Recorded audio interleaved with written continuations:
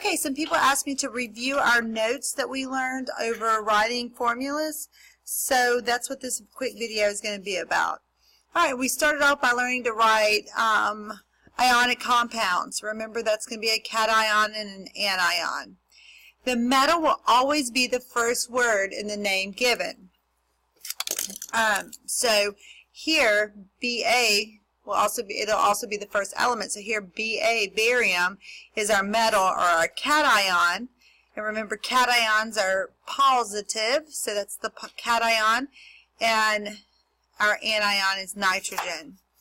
Okay, so we learned how to write the formulas. If the first part is a metal, we're going to write the symbol. We're going to find the charge. And we can see if we can cancel or reduce the charges. Remember, we learned the Hill method, group 1A, 2A, 3A, 4A, 5A, 6A, and 7A on the inside. Group 1 is a +1 charge. Group 2 is a +2 charge because it gives up 2 electrons. Group 3A is gives up 3 electrons, so it's +3.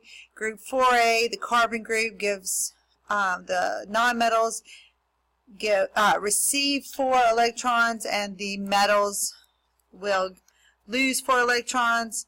The nitrogen group will gain 3 electrons. The oxygen group will gain 2 electrons, and the halogens group 7A will gain 1 electron. The number which indicates how many atoms of each element are present in a compound is called the subscript. So there are 3 atoms of barium and 2 atoms of nitrogen. We never write a subscript of 1. Okay, so let's look at what we learned for a metal and a non-metal. And before we get started, actually let's look at our periodic table that we used. And here we labeled +1, +2. Remember, the transition metals are +1 to +4, so can be up to +6 in some cases. The boron group +3. ±4, -3, -2, -1, and then the noble gases do not react. Okay, so looking at this, we learned calcium phosphide. So we wrote calcium, Ca, we looked up the charge, +2, and we wrote Ca +2. Phosphide, which is phosphorus, is a -3. We swapped and dropped or crisscrossed them and got CaP2. Okay, so then we're going to look at magnesium oxide, Mg +2 because it's in group 2A. Oxygen is -2 because it's in group 6A. These guys cancel and we have MgO. Because remember, an ionic compound is the least common ratio, or the least ratio from cations to anions. Alright, so let's notice here the last part, or the second name, ends. Notice that the second part of the name is a non-metal. It ends in IDE. So these are the ones you needed to memorize, and you'll get used to writing this, and I'm sure you already have, hopefully. Hydrogen is hydride, phosphorus is phosphide, bromine is bromide, chlorine, chloride, nitrogen, nitride, oxygen, oxide, and so forth. So then we practice some problems. Li +1, sulfur -2, swap and drop, and we get Li2S. Then looking at one with a polyatomic ion. This is our only positive polyatomic ion, NH4 +1, bromine -1. So these are NH4Br. Strontium selenide, Sr +2. Selenium is -2 because it's in group 6A. SrSe is the answer. Now, let's look at if we have a metal and a polyatomic ion. So, for instance, sodium chlorate. Remember, guys, you must memorize those polyatomic ions. So, sodium is a +1, ClO3 -1, swap and drop, and we have NaClO3. Then we learned strontium sulfate, Sr +2, SO4 -2, and those guys cancel out for a 1-to-1 ratio of SrSO4. We did some more examples here. Now, the metal ion has a charge other than 1. We're going to put parentheses around the polyatomic ion and put the number on the outside. So, Ba plus 2, hydroxide minus 1, and we have BaOH2. Remembering that hydroxide and cyanide are our 2 exceptions to our polyatomic 8-ite rule. Okay, so then we practiced aluminum dichromate, germanium phosphate, and sodium acetate. Okay, now we learned how to write using Roman numerals for our transition metals. So the Roman numeral tells you the charge of the metal ion, meaning that you don't have to look up the charge. Almost all transition metals will have a Roman numeral in the name because the charge varies. We learned the Roman numerals. So then we had copper 2 chloride, Cu plus 2, Cl minus 1, swap and drop, and we have CuCl2. Now iron plus 3, oxalate minus 2, swap and drop, and you have Fe2. Now don't forget to put this guy in parentheses because there's more than one.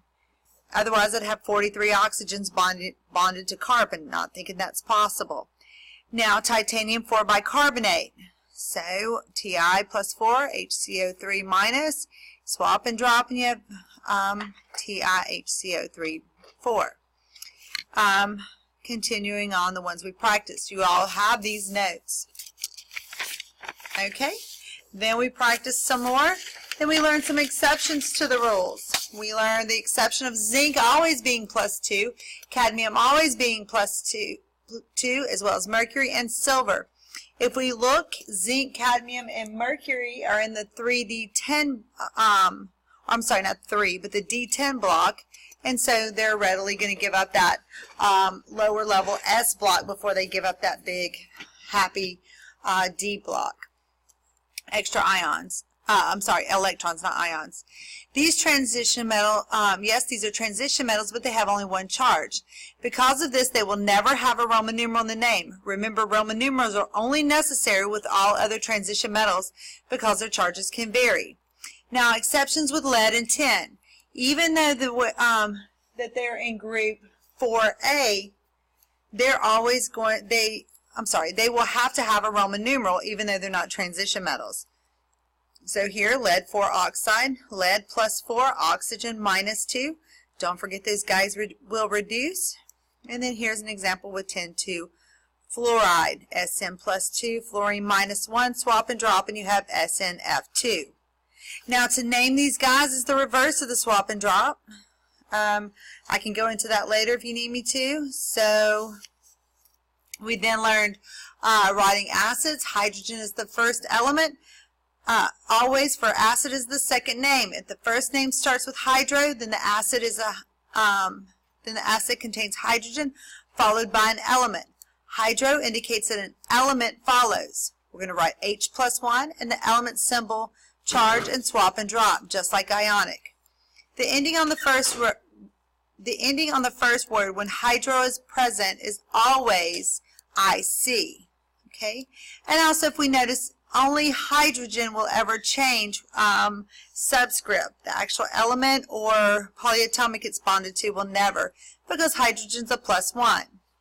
Now, if the first name does not have the hydro prefix, then the acid contains hydrogen followed by a polyatomic ion. If the ending of the first name is ic, then the polyatomic ion ended in ate. If the ending of the first name is OUS, then the PAI ended in ITE. So you're going to have to come up with your own little mnemonic. I got sick when I ate, or I got nauseous when I ate last night. Whatever you want to do to remember ick, ate, us, ite. Alright, so here I'll practice these guys since we did these on the board. Hydrochloric acid, hydro, remember we write underline that prefix, so we have H plus 1, Cl minus 1, swap and drop, and we have HCl. Chloric is 8 because we have no hydro. H plus 1, ClO3 minus 1, swap and drop, and we have HClO3.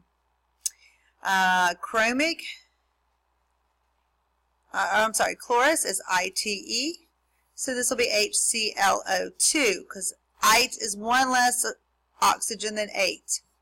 Chromic will be chromate, So here we'll have H plus 1, CrO4 minus 2, swap and drop, and we have H2, CrO4, and so forth. Let's see.